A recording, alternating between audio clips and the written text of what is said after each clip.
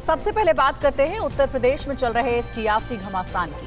केंद्रीय गृह मंत्री अमित शाह आज कहां दौरा करेंगे। सीएम योगी आज बागपत और गाजियाबाद में करेंगे प्रचार। अखिलेश यादव और जयंत चौधरी की गाजियाबाद में प्रेस कॉन्फ्रेंस आज। जेपी नड्डा और स्मृति ईरानी आज कहां करेंगे डोर टू डोर प्रचार। उत्तर प्रदेश में होने वाले विधानसभा चुनाव से जुड़ी सभी अहम खबरों के लिए देखते हैं टॉप 9 यूपी का चुनावी युद्ध। केंद्रीय गृह मंत्री अमित शाह आज मुजफ्फरनगर और सहारनपुर का दौरा करेंगे। मुजफ्फरनगर में शाह बीजेपी कार्यकर्ताओं से मुलाकात कर उन्हें जीत का मंत्र देंगे। इसके बाद गृह मंत्री सहारनपुर के देवबंद में डोर टू डोर कैंपेन में शामिल होंगे और लोगों के साथ संवाद कर बीजेपी के लिए वोट मांगेंगे। अमित शाह के दौरे के मद्देनजर सुरक्षा के पुख्ता इंतजाम किए गए हैं। यूपी के सीएम योगी आदित्यनाथ आज बागपत का दौरा करेंगे। सीएम योगी बागपत पहुंचकर जिला अस्पताल में बने पीकू सेंटर का निरीक्षण करेंगे। इसके बाद बीजेपी के मतदाता संवाद कार्यक्रम में गणमान्य लोगों के साथ ही पार्टी के पदाधिकारियों और कार्यकर्ताओं से बात करेंगे। फिर सीएम योगी कई जगहों पर डोर टू डोर प्रचार अभियान में हिस्सा लेंगे और बीजेपी प्रत्याशियों के लिए वोट मांगेंगे। उत्तर प्रदेश के मुख्यमंत्री योगी आदित्यनाथ ने कल लखनऊ में वीडियो कॉन्फ्रेंसिंग के जरिए गोरखपुर बीजेपी के पदाधिकारियों के साथ चुनावी मैनेजमेंट को लेकर बैठक की। बैठक के दौरान सीएम योगी ने कार्यकर्ताओं को चुनाव में पूरी ताकत के साथ उतरने के निर्देश दिए। कार्यकर्ताओं ने भी सीएम को गोरखपुर की विधानसभा सीटों पर जीत के लिए आश्वस्त किया।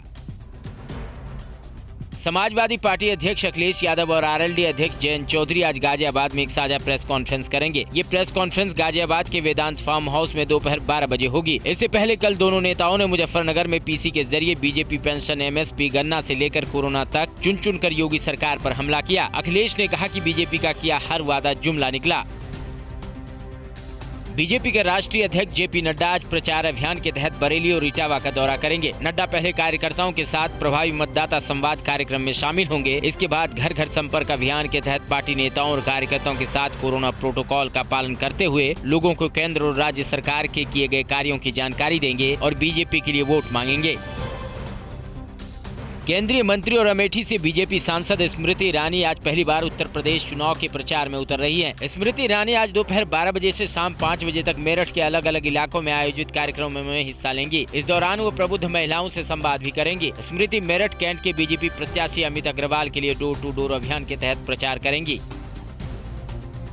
समाजवादी पार्टी अध्यक्ष अखिलेश यादव के हेलीकॉप्टर रोके जाने के आरोप पर जवाब देते हुए यूपी के डिप्टी सीएम केशव प्रसाद मौर्य ने कहा कि अखिलेश जी के पास न तो चुनाव योजना है, न ही उनका विमान उड़ान भर पा रहा है। ये उनके असफलता और हार की बौखलाहट है। अखिलेश जी के चुनाव योजना और उनके विमान पर उत्तर प्रदेश की जनता ने 2014 में ही रोक लगा दिया था।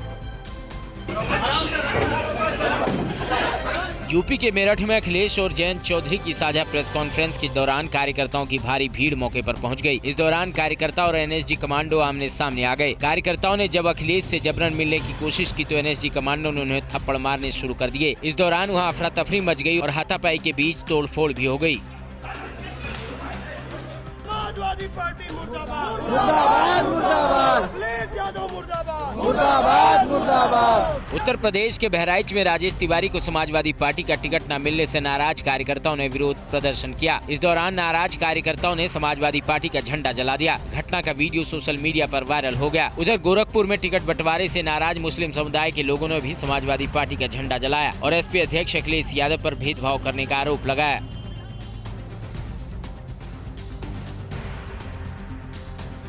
इधर उत्तराखंड बीजेपी ने जारी की 30 स्टार प्रचारकों की लिस्ट। पीएम मोदी सहित कई नाम शामिल हैं। बीएसपी प्रमुख मायावती कब करेंगी पंजाब का दौरा। जालंधर की रैली में आम आदमी पार्टी संयोजक केजरीवाल ने क्या दावा किया है और कांग्रेस नेता प्रताप सिंह राणे के बाद गोवा के किस वरिष्ठ नेता ने किया चुनाव न लड़ने का ऐलान। चुनावी राज्यों में मचे चुनावी संग्राम से जुड़ी सभी खबरों के लिए देखिए टॉप 9 सियासी संग्राम।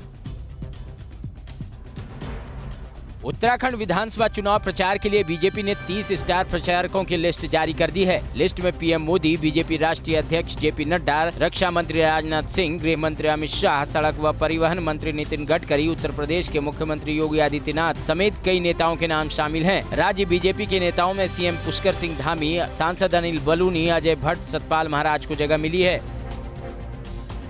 पंजाब विधानसभा चुनाव को लेकर बीएसपी सुप्रीमो मायावती अगले महीने पंजाब का दौरा करेंगी। पंजाब बीएसपी अध्यक्ष जसवीर सिंह गढ़ी के मुताबिक मायावती 8 फरवरी को नवा शहर से विशाल रैली से अभियान की शुरुआत करेंगी। गढ़ी ने दावा किया है कि पंजाब में शिरोमणि अकाली दल बीएसपी गठबंधन स्पष्ट बहुमत से अगली सरकार बनाएंगे और राज्य से कांग्रेस का सफाया होगा। शिरोमणि अकाली दल नेता विक्रम सिंह मजीठिया ने पंजाब कांग्रेस अध्यक्ष नवजोत सिंह सिद्धू पर हमला किया और कहा कि अगर सिद्धू को सीएम नहीं बनाया गया तो वो पाकिस्तान मुस्लिम लीग का मुखिया बनने के लिए पाकिस्तान भी जा सकते हैं। लोग उनके मॉड्यूल को एक्सपोज कर रहे हैं। वहीं सिद्धू परिवार के विवाद को लेकर मजीठिया ने कहा कि जो शख्स अपनी मां का नहीं हो सका तो आपका कैसे होगा। पंजाब कांग्रेस के अध्यक्ष नवजोत सिंह सिद्धू की मुश्किलें कम नहीं हो रही हैं। सिद्धू की सौतेली बहन ने मीडिया के सामने आकर सिद्धू और अपने परिवार के साथ तस्वीरें जारी की। सिद्धू की सौतेली बहन सुमन तूर ने ऐसा इसलिए किया क्योंकि सिद्धू की पत्नी नवजोत कौर ने उन्हें पहचानने से इनकार कर दिया था। सिद्धू की बहन ने उन पर सौतेली मां को बेदखल कर प्रॉपर्टी हथियाने का आरोप लगाया है। आम आदमी पार्टी के राष्ट्रीय संयोजक और दिल्ली के मुख्यमंत्री अरविंद केजरीवाल ने जालंधर में रैली को संबोधित करते हुए बड़ा ऐलान किया। उन्होंने कहा कि अगर पंजाब में उनकी पार्टी और सीएम उम्मीदवार काम नहीं करेंगे तो अगली बार ना मैं ना ही भगवंत मान आपके पास वोट मांगने आएंगे। केजरीवाल पंजाब चुनाव प्रचार में कोई कोर कसर नहीं छोड़ रहे हैं। उत्तराखंड विधानसभा चुनाव के लिए आम आदमी पार्टी ने अपने उम्मीदवारों की छठी लिस्ट जारी कर दी है। लिस्ट में 5 उम्मीदवारों के नाम शामिल हैं। यमुनोत्री, नैनीताल, रुद्रप्रयाग, रुद्रपुर और कालाडूंगी विधानसभा सीटों पर उम्मीदवार उतारे हैं। आम आदमी पार्टी की नई लिस्ट में प्यार सिंह नेगी, मनोज शाह, हेम आर्या, संजू तिवारी और नंदलाल के नाम शामिल हैं। गोवा विधानसभा चुनाव के लिए उम्मीदवारी घोषित होने के बाद तृणमूल कांग्रेस के राष्ट्रीय उपाध्यक्ष और पूर्व मुख्यमंत्री लुइजिनो फ्लेरियो ने भी पणजी में ऐलान करते हुए कहा कि वो चुनाव से हट रहे हैं, लेकिन पूरे राज्य में पार्टी उम्मीदवारों के पक्ष में चुनाव प्रचार करेंगे। इससे पहले कांग्रेस नेता प्रताप सिंह राणे भी चुनाव से हटने का ऐलान कर चुके हैं। गोवा के पूर्व सीएम और कांग्रेस नेता दिगंबर कामत ने बीजेपी पर हमला करते हुए कहा कि टूरिज्म गोवा की रीढ़ है और बीजेपी सरकार ने 10 साल में गोवा के टूरिज्म को खत्म कर दिया है। कामत ने बीजेपी पर पैंडेमिक के समय टूरिज्म को संभाल नहीं पाने का आरोप लगाया और कहा कि इस दौरान गोवा में बड़े पैमाने पर करप्शन हुआ है। कामत के मुताबिक इस बार गोवा की जनता बदलाव करके रहेगी। इटली के एक लेखक का दावा, भारत में मोदी सरकार के आने के बाद अल्पसंख्यकों में हो रही है भ्रम फैलाने की कोशिश। देश में कोरोना की रफ्तार में गिरावट, लेकिन मौत के आंकड़ों में तेजी ने बढ़ाई चिंता। दक्षिण अफ्रीका में मिले नए नियोकोव वायरस को चीनी वैज्ञानिकों ने क्यों बताया भविष्य के लिए खतरा, और दिल्ली में पेट्रोल डीजल भराने के लिए क्यों दिखाना पड़ सकता है पॉल्यूशन सर्टिफिकेट। राष्ट्र से जुड़ी सभी अहम खबरों के लिए देखते हैं टॉप 9 देश की बात। इटली के लेखक एंड्रिया मुराटोर ने अपने लेख के जरिए भारत में फैल रही असहिष्णुता की तमाम बातों का खंडन किया है। उन्होंने अपने लेख में लिखा है कि मोदी सरकार आने के बाद से अल्पसंख्यकों में भ्रम फैलाया जा रहा है और उनमें डर का माहौल पैदा किया जा रहा है। मुराटोर के मुताबिक अल्पसंख्यकों के लिए भारत जितना सुरक्षित है उतना दुनिया में कोई दूसरा देश नहीं है।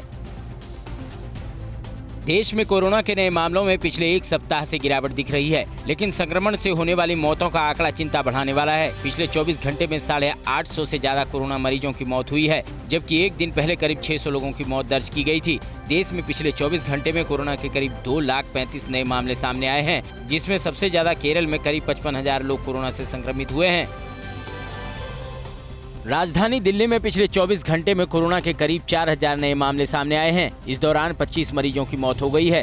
संक्रमण दर में कमी को देखते हुए दिल्ली सरकार ने पाबंदियों में ढील दी है, लेकिन चुनावी राज्य उत्तर प्रदेश में सरकार कोरोना को हल्के में लेने के मूड में नहीं है। यूपी सरकार ने सभी शैक्षणिक संस्थानों को 6 फरवरी तक बंद रखने का आदेश दिया है, लेकिन इस दौरान ऑनलाइन क्लास जारी रहेगी।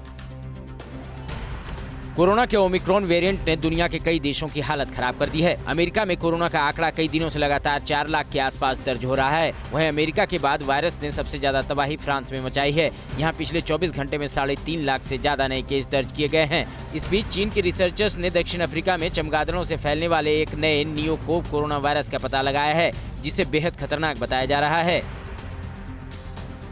राजधानी दिल्ली में गणतंत्र दिवस के समापन पर होने वाला बीटिंग रिट्रीट समारोह आज शाम करीब 5 बजे से दिल्ली के विजय चौक पर आयोजित किया जाएगा। इस मौके पर वायुसेना, नौसेना और केंद्रीय पुलिस बलों के बैंड्स परफॉर्म करेंगे। इस साल के सेरेमनी में मेरे वतन के लोगों गाने की ट्यून को भी शामिल किया गया है। कार्यक्रम के आखिर में बेहद खास लेजर और ड्रोन शो आयोजित होगा, जिसमें करीब 1000 ड्रोन हिस्सा लेंगे। दिल्ली में बेमौसम बारिश के बाद जिन किसानों की फसलें खराब हुई हैं, उनको राहत देने के लिए केजरीवाल सरकार ने बड़ा ऐलान किया है। दिल्ली कैबिनेट ने पीड़ित किसानों को 20,000 रुपए प्रति एकड़ की दर से मुआवजा देने को मंजूरी दी है। इसके लिए दिल्ली के करीब 29,000 एकड़ के कृषि क्षेत्र पर लगभग 53 करोड़ रुपए खर्च किए जाएंगे। नुकसान का जायजा लेने के लिए दिल्ली सरकार ने निरीक्षण टीमों का गठन किया है। दिल्ली में जल्द ही आपको पेट्रोल पंप पर डीजल पेट्रोल या सीएनजी भरवाने से पहले गाड़ी का वैलिड पॉल्यूशन सर्टिफिकेट दिखाना पड़ सकता है। दिल्ली में बढ़ते वायु प्रदूषण को देखते हुए राज्य सरकार यह नया नियम लाने वाली है। हालांकि दिल्ली के पर्यावरण मंत्री गोपाल राय के मुताबिक सरकार जनता की राय लेने के बाद ही आखिरी फैसला लेगी।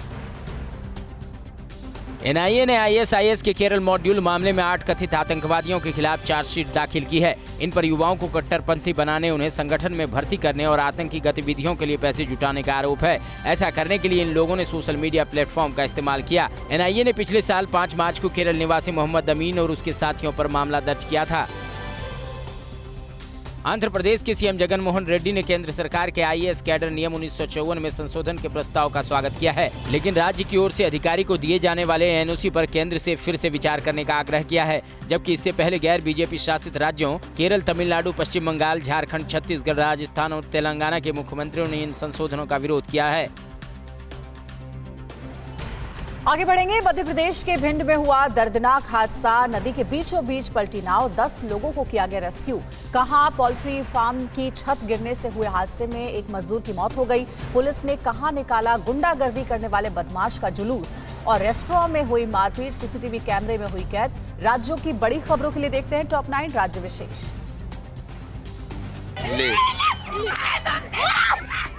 ये दिल दहला देने वाला वीडियो मध्य प्रदेश के भिंड का है। करीब 12 लोगों को लेकर जा रही नाव के अचानक पलटने से चीख पुकार मच गई। डूब रहे लोग मदद की गुहार लगाने लगे। इसके बाद आसपास मौजूद स्थानीय लोगों ने नदी में डूब रहे 10 लोगों को तो बचा लिया, लेकिन 2 लोग इस हादसे के बाद लापता हो गए हैं। घटना की सूचना के बाद पुलिस मौके पर पहुंची और लापता लोगों की तलाश शुरू कर दी है।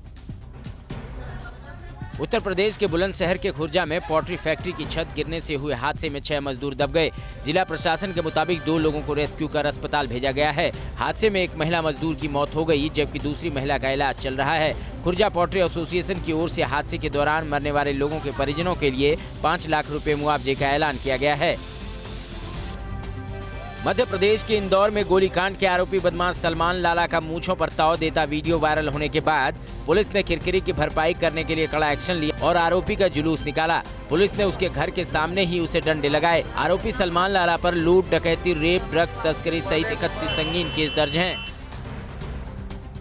उत्तर प्रदेश के ग्रेटर नोएडा में एक रेस्टोरेंट में मारपीट का मामला सामने आया है। बताया जा रहा है कि धनकौर इलाके के रेस्टोरेंट में शराब के नशे में 5 लोग खाना खाने आए। इसी दौरान एक कर्मचारी से उनसे बहस हो गई, जिसके बाद सभी ने कर्मचारियों के साथ मारपीट की। मारपीट की पूरी घटना सीसीटीवी में कैद हो गई। पुलिस केस दर्ज कर मामले की जाँच में जुट गई है। बिहार में शिक्षकों को नीतीश कुमार ने एक अजीब व गरीब काम सौंपा है। बिहार सरकार के आदेश के मुताबिक अब शिक्षक शराब पीने वालों की शिनाख्त करेंगे और इसकी जानकारी मद्य निषेध विभाग को देंगे। फैसले से पता चलता है कि पुलिस विभाग और मद्य निषेध विभाग शराबबंदी को सफल बनाने में नाकाम साबित हुआ, तो अब इस काम के लिए शिक्षकों को लगाया जा रहा है। उत्तर प्रदेश के जालौन की डकूर कोतवाली पुलिस और एफएसटी टीम को संयुक्त रूप से बड़ी कामयाबी मिली है। दोनों टीमों ने ज्वाइंट चेकिंग के दौरान एक कार से 55 लाख रुपए की नकदी बरामद की है और कार सवार 3 लोगों को हिरासत में लिया है। कार सवार लोगों के द्वारा रुपयों का हिसाब न देने पर मामले की सूचना इनकम टैक्स विभाग को दे दी गई है। आरोपियों के मुताबिक वो ये पैसा कानपुर ले जा रहे थे। दिल्ली पुलिस ने बुराड़ी थाना क्षेत्र में 18 साल के युवक की हत्या की गुत्थी सुलझाने का दावा किया है और मामले में मृतक के 2 दोस्तों को हत्या के आरोप में गिरफ्तार किया है। आरोपियों ने पूछताछ में बताया कि जल्दी पैसा कमाने के चक्कर में उन्होंने अपने दोस्त को अगवा किया और उसके घर वालों से 10 लाख रुपए की फिरौती मांगी। फिलहाल पुलिस मामले में आगे की कार्रवाई कर रही है। राजस्थान के सीमावर्ती जिले श्रीगंगानगर में विदेशी नागरिकों के पकड़े जाने का मामला एक बार फिर सामने आया है। दोनों नाइजीरियन नागरिकों को अंतर्राष्ट्रीय सीमा क्षेत्र में घूमते हुए पकड़ा गया और दोनों से हुई पूछताछ में कई खुलासे हुए हैं। पकड़ा गया नाइजीरियन युवक जाली करेंसी केस में जेल भी जा चुका है। पुलिस मामले में आगे की कार्रवाई में जुटी है। जम्मू कश्मीर के डोडा में स्थानीय लोगों ने बर्फ से ढकी सड़क पर मरीज को कंधे से उठाकर अस्पताल पहुंचाया। मरीज के परिजनों के मुताबिक उनके परिवार के सदस्य को पैर में चोट लगी थी। बर्फ की वजह से उसे गाड़ी नहीं ले जा सकता था, जिसके बाद 50 लोगों ने घायल शख्स को 5 किलोमीटर नीचे अस्पताल पहुंचाया। प्रीपेड मोबाइल यूजर्स को अब क्यों मिलेगा 30 दिन की वैलिडिटी का प्लान? केंद्रीय कर्मचारियों को कब तक मिलेगा लंबित डीए? और क्या अगले महीने से बढ़ सकती है आपके घर और कार की ईएमआई? कारोबार और आपकी जेब पर असर डालने वाली खबरों के लिए देखते हैं मनी 9। दूरसंचार नियामक ट्राई ने टेलीकॉम कंपनियों से कहा है कि वो प्रीपेड मोबाइल यूजर्स के लिए 30 दिन की वैलिडिटी वाला रिचार्ज प्लान लेकर आएं। अभी बाजार में 28, 56 और 84 दिनों की वैलिडिटी वाला ही प्रीपेड प्लान उपलब्ध है। दरअसल कई कस्टमर्स ने ये शिकायत की थी कि कंपनियां 28 दिन की वैलिडिटी पैक को मंथली पैक कहकर बेच रही हैं।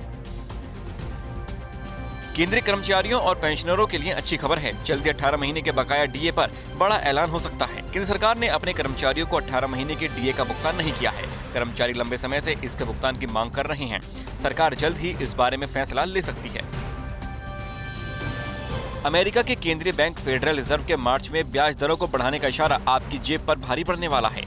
बजट के बाद रिजर्व बैंक भी रेपो रेट और रिवर्स रेपो रेट बढ़ाने का फैसला ले सकता है। इसका सीधा असर आपकी जेब पर भी पड़ना तय है। 9 फरवरी को आरबीआई की मॉनेटरी पॉलिसी का ऐलान होगा।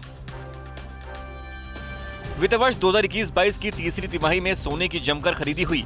इस दौरान सोने की मांग 85% बढ़ी है। अक्टूबर से दिसंबर तक देश में 344 टन सोना बिका है। एक साल पहले की समान अवधि में 186 टन सोना बिका था। कीमत की बात करें तो दिसंबर तिमाही में भारतीयों ने 1.49 लाख करोड़ रुपए का सोना खरीदा।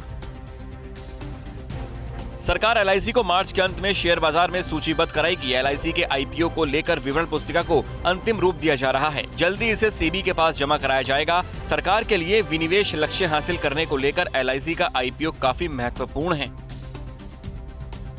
एयरलाइंस कंपनी स्पाइसजेट को सुप्रीम कोर्ट से राहत मिली है। सुप्रीम कोर्ट ने क्रेडिट स्विस एजी के साथ वित्तीय विवाद सुलझाने के लिए स्पाइसजेट को 3 हफ्ते का समय दिया है। सुप्रीम कोर्ट ने मद्रास हाई कोर्ट के आदेश पर भी 3 सप्ताह के लिए रोक लगा दी है। गूगल मैप्स पर यूजर्स अपने घरों का प्लस कोड्स पता जानने के लिए अपनी वर्तमान लोकेशन का इस्तेमाल कर सकते हैं। प्लस कोड मुक्त खुले स्रोत से प्राप्त होने वाले डिजिटल पते होते हैं जो उन स्थानों की भी सटीक जानकारी बता सकते हैं जिनका सही औपचारिक पता नहीं होता है। डीसीजीआई ने कोविशील्ड और कोवैक्सीन को बाजार में बेचने की अनुमति दे दी है। वयस्क इस वैक्सीन को खरीद सकेंगे। दोनों कोरोना वैक्सीन दवा दुकानों पर नहीं बल्कि अस्पतालों और क्लिनिकों से खरीदी जा सकेंगी। इन दोनों वैक्सीन की एक डोज 275 रुपए में मिलने की संभावना है। एसबीआई चेयरमैन दिनेश कुमार खारा ने कहा है कि भारत के बैड बैंक को सभी नियामकीय मंजूरियां हासिल हो चुकी हैं। खारा ने कहा है कि पहले चरण में बैंक 50,000 करोड़ रुपए के एनपीए को 31 मार्च 2022 तक बैड बैंक को सौंप देंगे। नेशनल एसेट रिकंस्ट्रक्शन कंपनी यानी बैड बैंक और India debt resolution company limited काम शुरू करने के लिए तैयार हैं। Money9 की खबरों के लिए ट्विटर, फेसबुक और इंस्टाग्राम पर @Money9Live को फॉलो करें तो Money9 के यूट्यूब चैनल को भी सब्सक्राइब करें। कोरोना धर्म नहीं देखता, जात नहीं देखता, अमीर गरीब ऊंच नीच नहीं देखता। कोरोना सिर्फ मौका देखता है, लेकिन आप उसे मौका मत दीजिए। बस इतना कीजिए, जब कभी दफ्तर से बाजार से घर लौटिए तो इतना ख्याल जरूर रखिए कहीं आपके साथ कोरोना आपके घर तो नहीं जा रहा। भूलिए मत, कोरोना अभी जिंदा है।